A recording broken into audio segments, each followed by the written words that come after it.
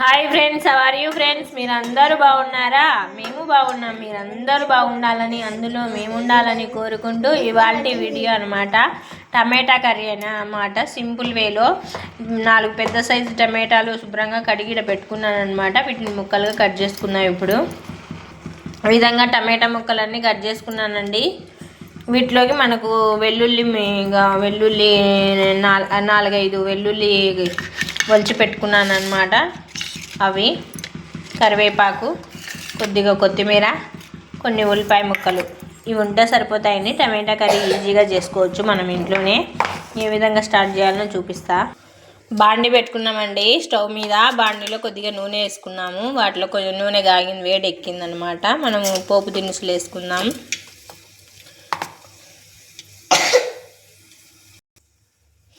ఇంకా ఉల్లిపాయ ముక్కలు వేద్దాం. ఉల్లిపాయ ముక్కలు బాగా ఎర్రగా వేగాలన్నమాట.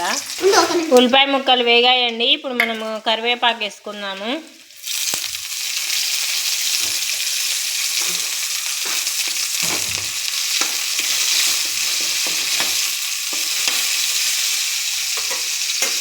వీటిలోకి మనం టమాటా ముక్కలు యాడ్ చేద్దాం.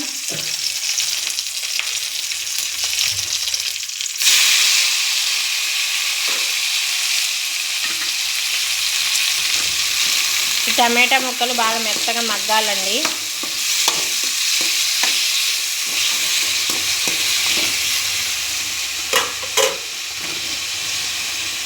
ఈ టమాటా ముక్కలు మగ్గే లోపల మనకు ఈ టమాటా కర్రీ ఈజీగా బ్యాచిలర్స్లకు ఉపయోగపడుతుందండి. ఈ టమాటా కర్రీ తయారు చేయడం ఈజీగా చేసుకోవచ్చు.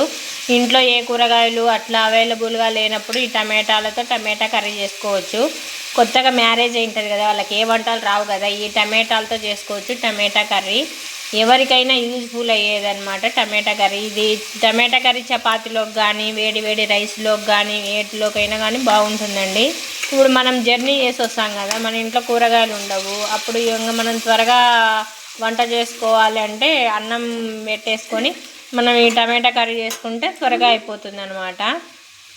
ఈ టమాటాలు మగ్గేంత వరకు మనం క్యాప్ పెట్టుకుందాం. ఇప్పుడు ఈ టమాటా ముక్కలు మెత్తగా మగ్గాలంటే ముందు మనం సాల్ట్ యాడ్ చేసుకోవాలండి. వీటిలోకి సాల్ట్ యాడ్ చేస్తే త్వరగా మగ్గుతాయి. సాల్ట్ యాడ్ చేసుకుందాం. ఇప్పుడు వీటిలోకి కొద్దిగా పసుపు యాడ్ చేసుకుందాం. పసుపు సాల్ట్ యాడ్ చేస్తే ముక్కలు అనేది టమాటా ముక్కలు త్వరగా మగ్గుతాయి. టమాటా ముక్కలు మెత్తగా మగ్గాయండి. ఇప్పుడు మనం కారం యాడ్ చేసుకుందాం. టమాటా ముక్కలు మగ్గిన తర్వాతనే కారం యాడ్ చేసుకోవాలండి, ముందే కారం యాడ్ చేసుకోకూడదు. కారం యాడ్ చేసాం కదండి, వీటిలో మనం కొత్తిమీర యాడ్ చేద్దాం.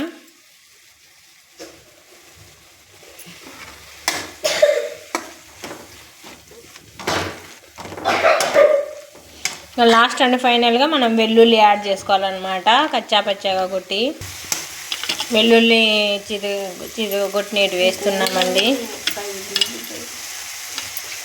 లాస్ట్ అండ్ ఫైనల్గా మనకు వెల్లుల్లి వేస్తేనే మనకు ఈ టమాటా కర్రీ స్మెల్ బాగుంటుంది, టేస్ట్ బాగుంటుంది. ఇది ఈజీగా చేసుకోవచ్చండి. 5 నిమిషాల్లో అయిపోతుంది టమాటా కర్రీ. టమాటా కర్రీ చేయడం అయిపోయిందండి. ఇంకా మనం స్టవ్ కట్టేద్దాం. ఇప్పుడే వేడివేడిగా అన్నం చేశానండి. వేడివేడి అన్నంలోకి టమాటా కర్రీ సూపర్గా ఉంటుంది. చూడండి, వేడివేడి అన్నము టమాటా కర్రీ. చూడు, పొగలు వస్తున్నాయి.